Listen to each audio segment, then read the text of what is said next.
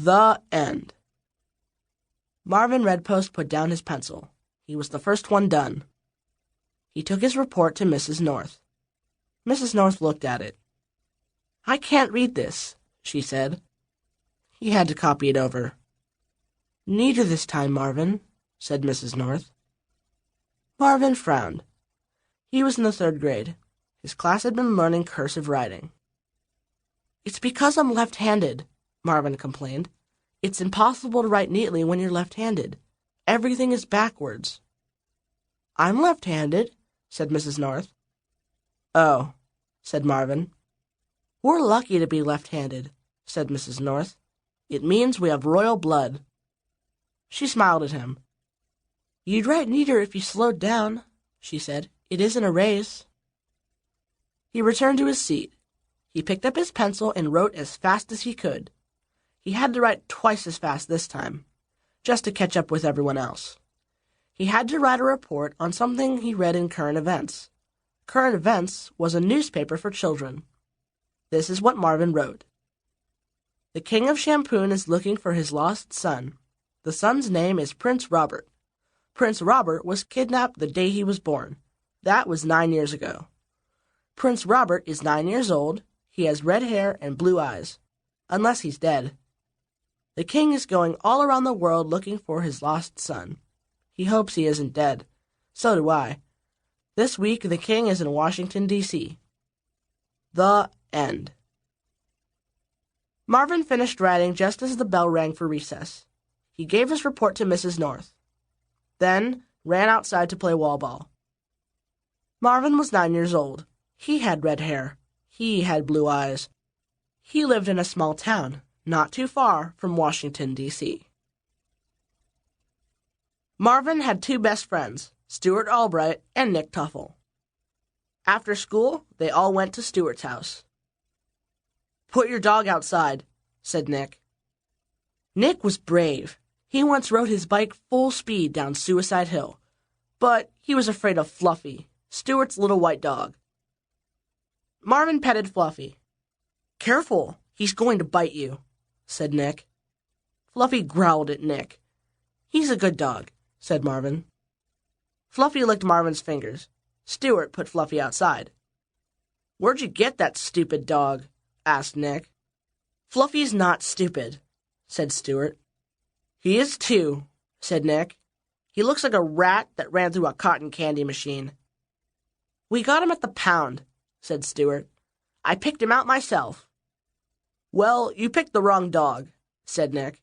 "I did not." "Did too." Marvin was afraid they'd get into a fight. Nick and Stuart were always getting into fights. "I think my parents picked the wrong baby," Marvin said. "Huh?" asked Nick.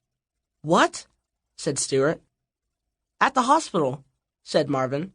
"They took the wrong baby home. They're not really my parents." He had been thinking about this all day. He didn't really believe it. He just wanted to keep his best friends from fighting. "I was kidnapped the day I was born," said Marvin. "You're Prince Robert!" exclaimed Stuart. Stuart was smart. It sometimes amazed Marvin how quickly he caught on to things. "Say what?" asked Nick.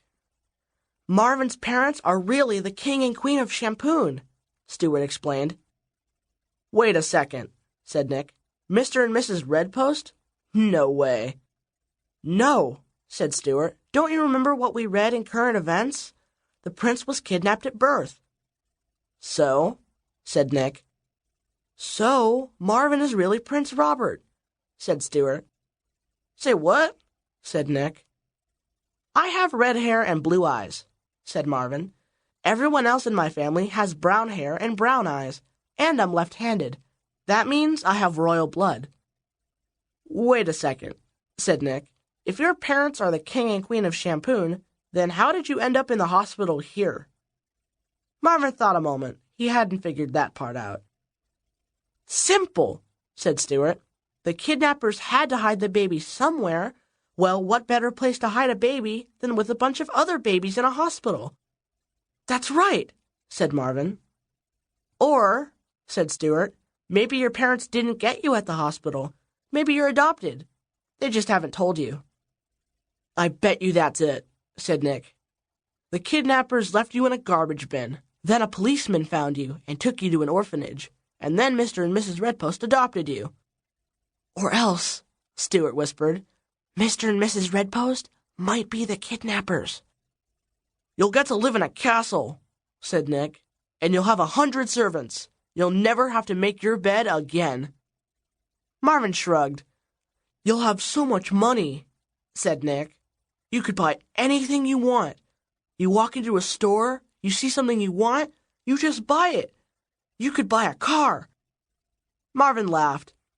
"I'm too young to drive," he said. "Duh," said Nick. "No one's going to give the prince a ticket. You can do anything. Darn, I wish I had red hair and blue eyes. You're so lucky, Marvin. Man, some people have all the luck." "I'm not lucky," Marvin reminded him. "I was unlucky to be kidnapped." "We just have to figure out a way to tell the king," said Stuart. "And you can't let your parents know.